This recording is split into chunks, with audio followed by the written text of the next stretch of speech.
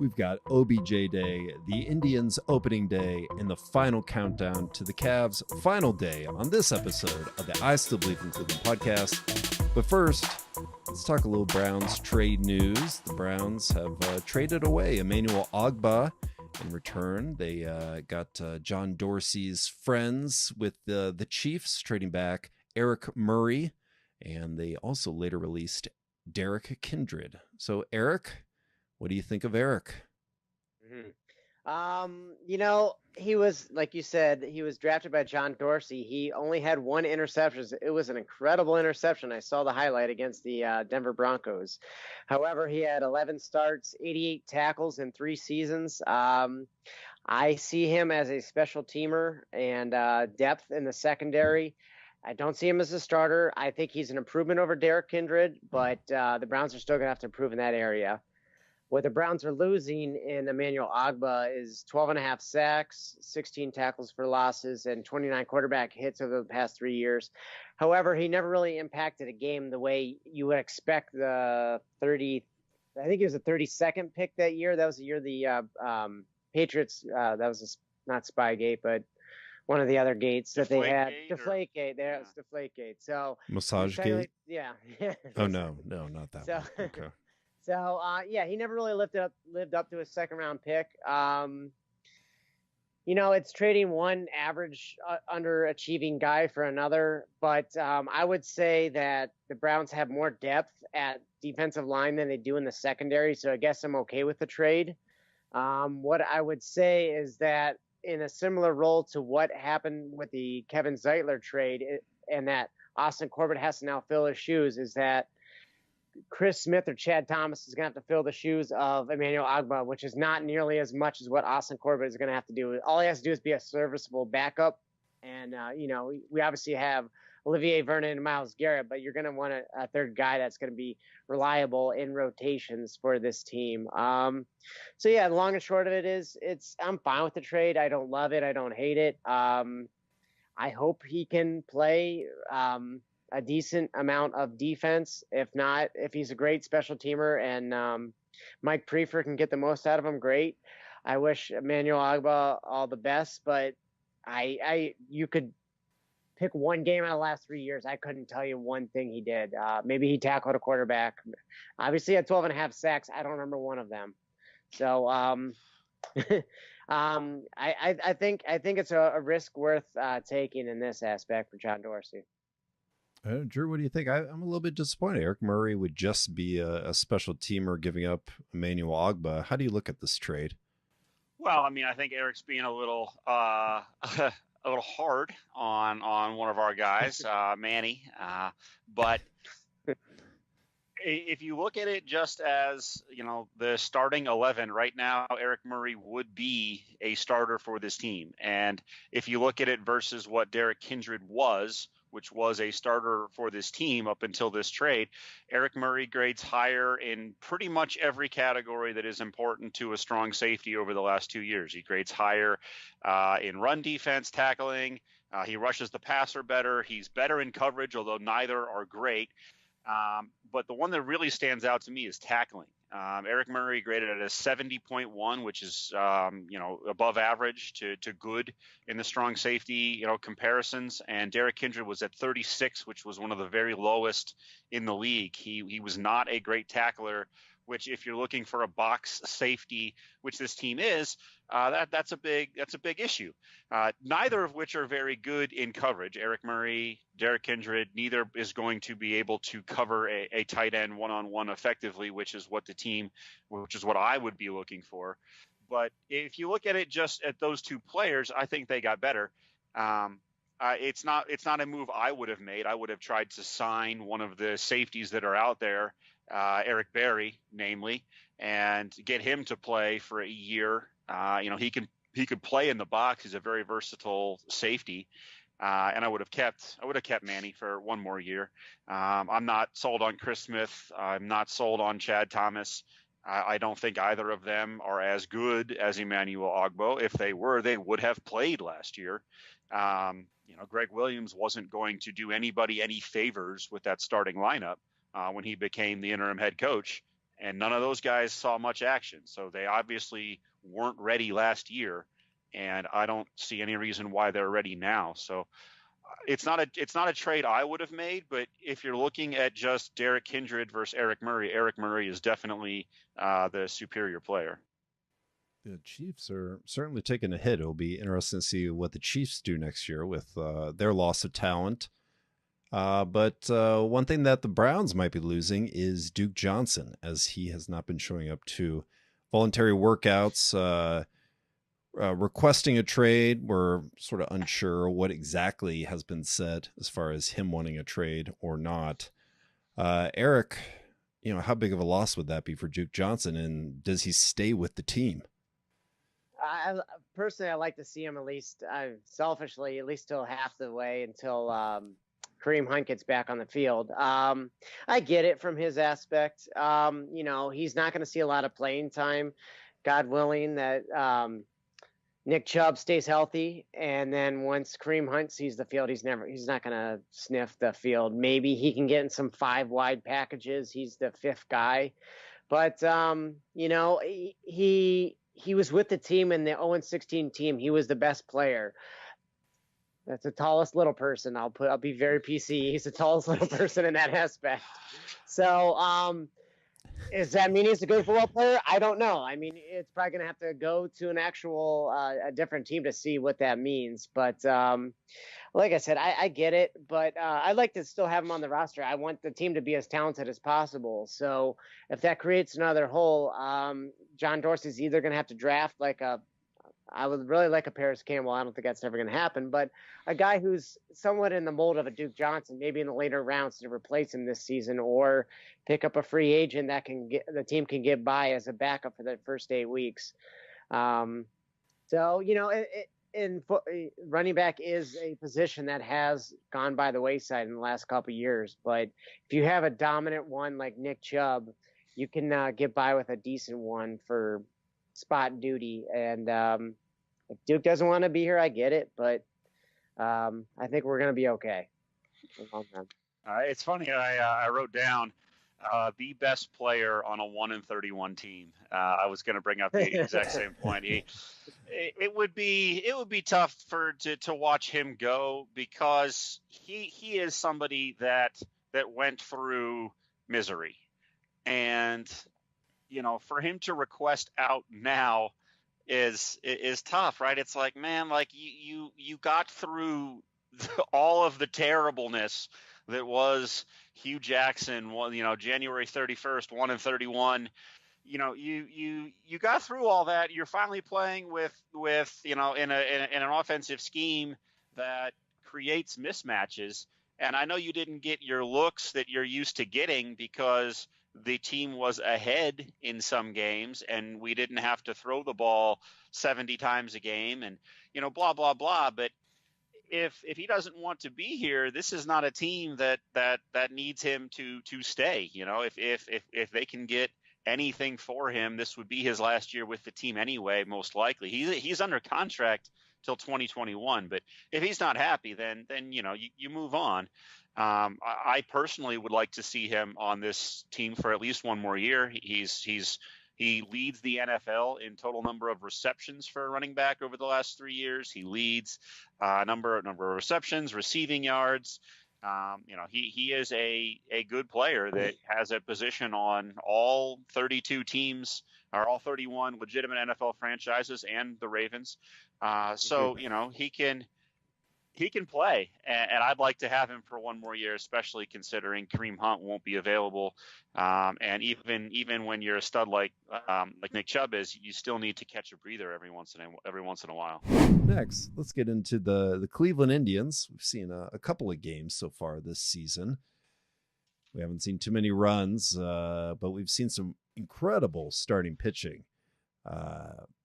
What are you guys thinking about this? I think we predicted a lot of what we're seeing, but are you panicking just a little bit more, Drew? Or let's start with you. I changed the background to blue because that's how I feel when I watch the Indians. It is hard to get excited when the best part of your team is well, the other team didn't score any runs, right? You know, the best thing that can happen when you're watching excellent defense and excellent pitching is the other team doesn't do anything. And as a fan, you know, you can call me whatever you want, like that does not excite me when I am watching baseball games.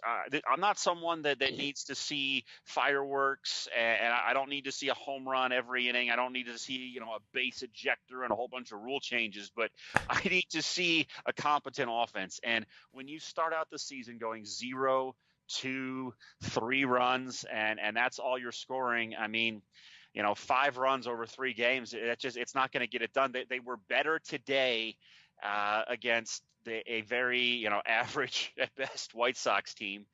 But it is going to be a chore when, you know, anybody that, you know, isn't playing on this roster that in terms of like the big two at this point, when Lindor and Ramirez, if one of them isn't in, it's a major chore.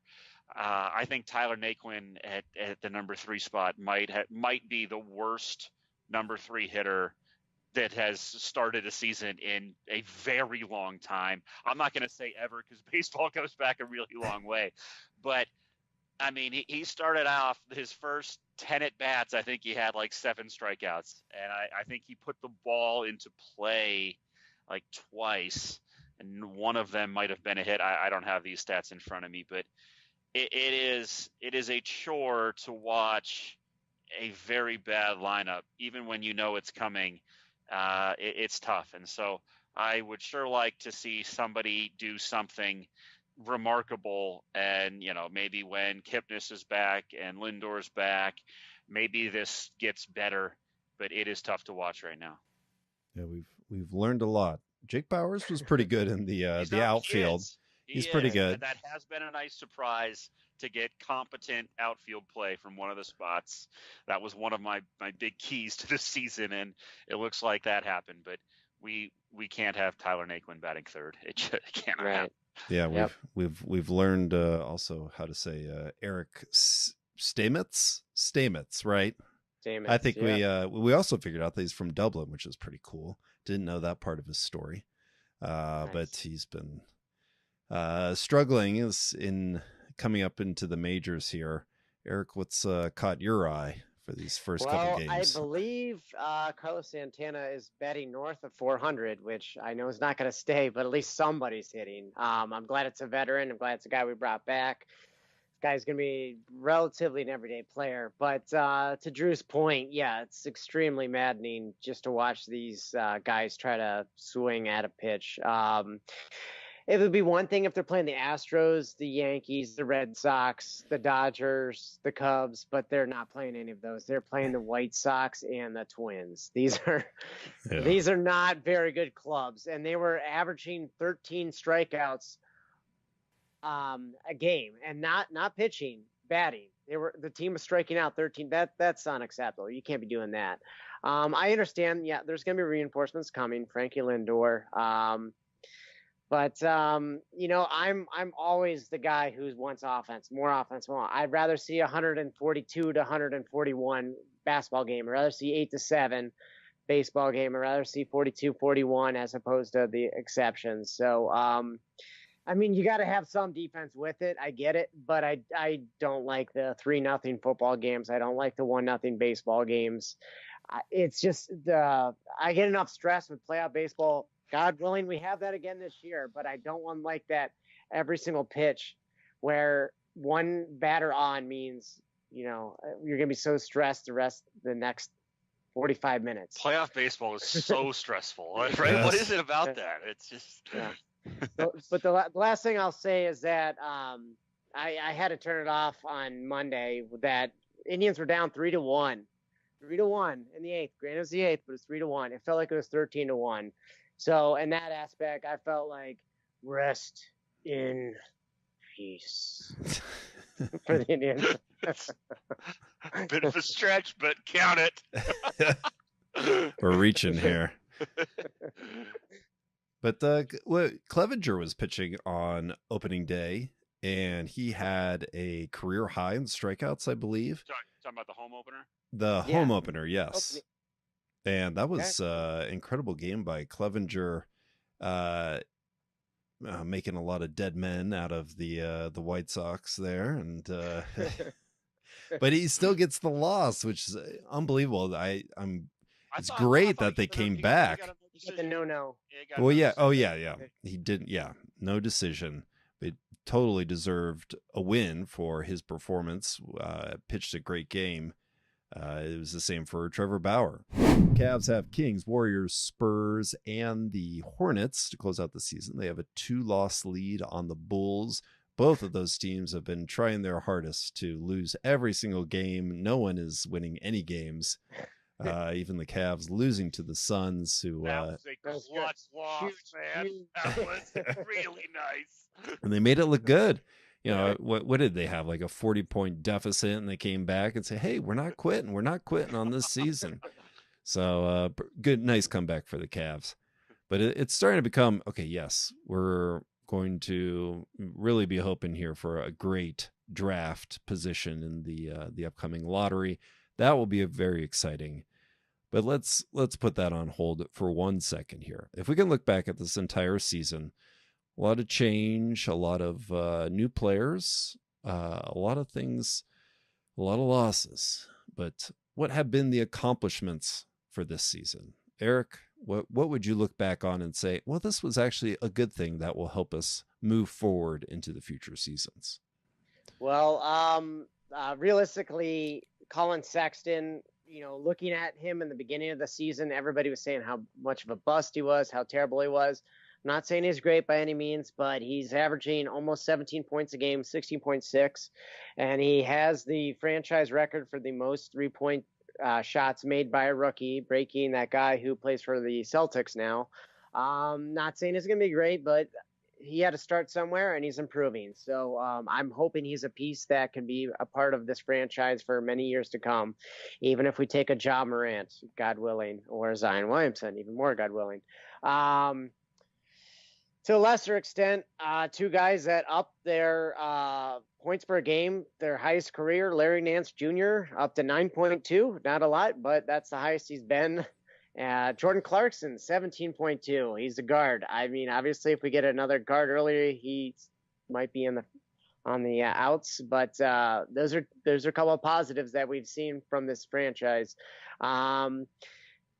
Is two very long-term veterans on this team. Tristan Thompson, Kevin Love didn't play a lot, which is probably good that we lost a lot of games as a response. Best case scenario, they're on the team next year. They play, the team wins. Awesome.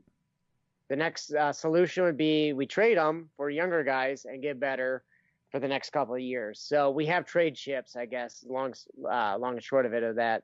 So, this isn't a completely broken franchise the way I think the Knicks are just wandering aimlessly around, and even the Suns. They're just hoping for Zion, and then everybody just come on board. We have a couple guys here in place that could maybe make some moves or maybe make some potential for wins going down the road in the future. So all hope is not lost. We are far a ways away from making the finals. Don't get me wrong, but we're building something. It might be a couple more years, but we're building something. Yeah, I wonder if Jordan Clarkson will even stick around in Cleveland. I think this has been a really advantageous year for him to boost his stats, and almost reminds me of like a Ricky Davis of just padding the stats. Exactly who that reminds me of, man. A really good offensive player who pad the stats, but it could be nice, 6-man off the bench, offensive spark, but I don't know. Is he just taking advantage of the opportunity, and maybe he's just going to run into another team here and figure out a better contract? But whatever, that's fine. He's been with the team. Maybe he'll take a shot at his own basket and try to pick up the rebound so he can get his triple double. No,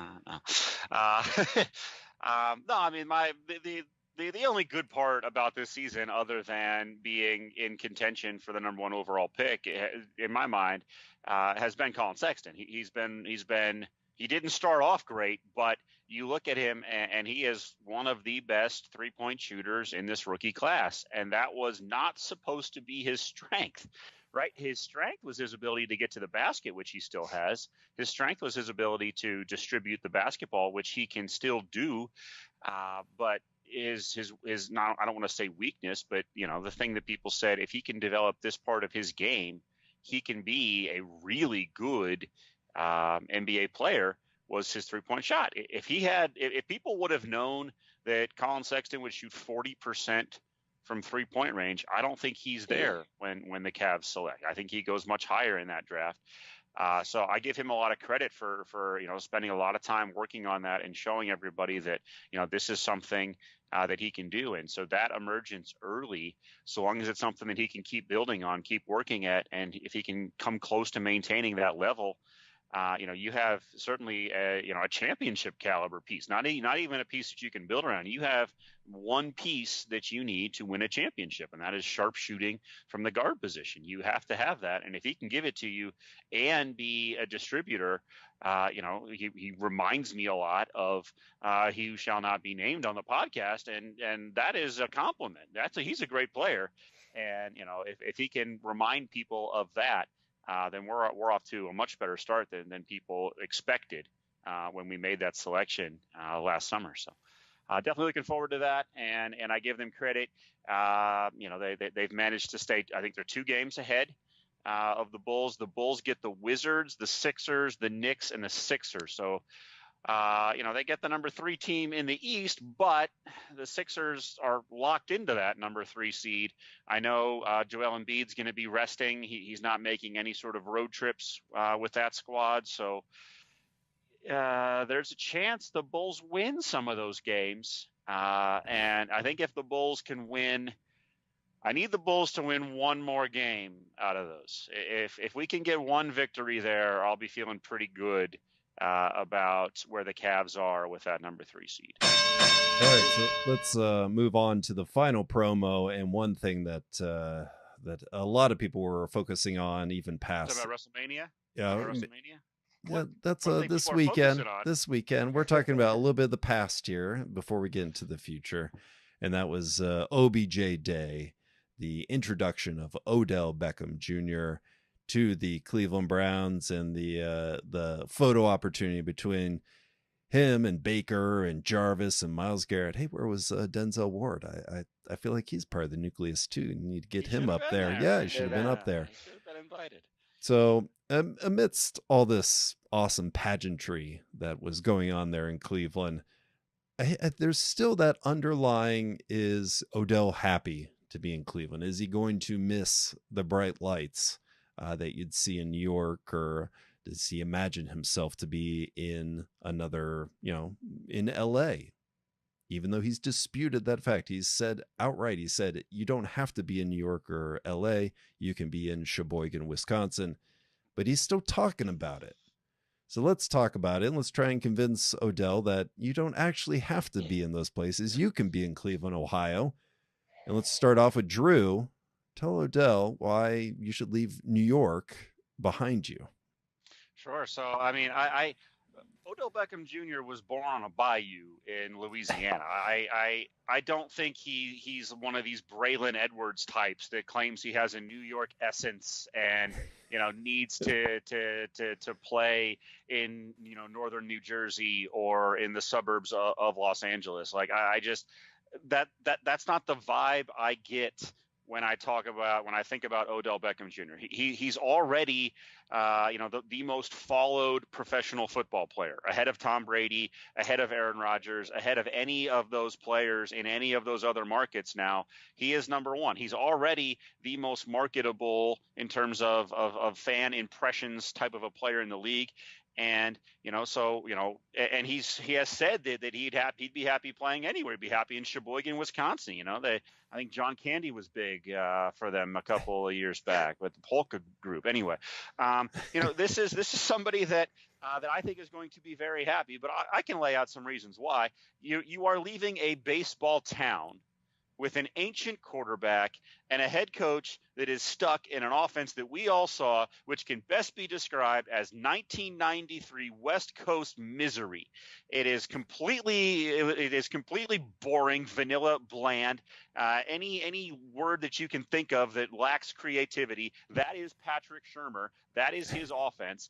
Day one install, I've heard it described as just awful.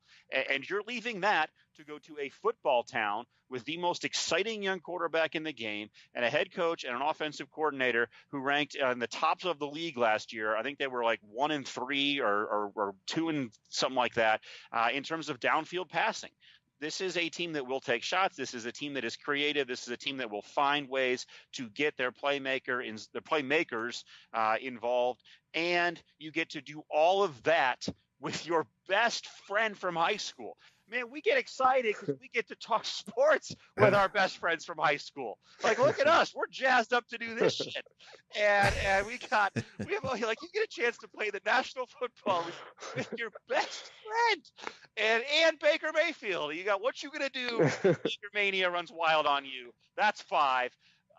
If I'm Odell Beckham Jr., I can't wait. And that is why he has said he can't wait to play in Cleveland, Ohio. Eric, can you top that? Hey, yo. Odell Beckham. Who cares about expensive restaurants, late night dance clubs, and people who couldn't pick you out of a lineup but knows the entire cast of Hamilton? You're actually coming to a football town of fans that know everybody about the NFL. This isn't New York City. This is Cleveland, all right? You're going to be beloved and adored if you win. I mean, you look at Bernie Kosar, who never even made a Super Bowl. He made it close 3 times, and people still love and adore him. You're never going to pay for a drink. You're never going to pay for a meal. Just get over that hump, help Baker Mayfield, help the rest of the offense, help the defense, win that Super Bowl. I mean, the Browns fans are just eager and yearning for that Super Bowl championship. The Giants, I mean, New York fans, there's so much to do there that the Giants are just so far down the list that fans don't even care. I mean, like Drew said, they're a Yankees town with Broadway side. And I mean, this is the place to be. You will never be more loved. I've always heard and experienced it firsthand, but if you hear on the NFL Network, all these podcasts, all these TV shows, how Cleveland is like the most collegiate atmosphere you're going to find in the NFL. And I think he had a pretty good time in the NCAA, despite playing with Zach Mettenberger.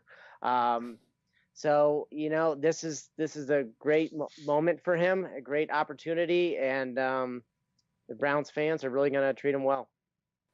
Yeah, what other city has taken one of their former offensive linemen and given him his own beer? An offensive lineman, Joe Thomas. Who else? What other offensive linemen have their own beer? We can't.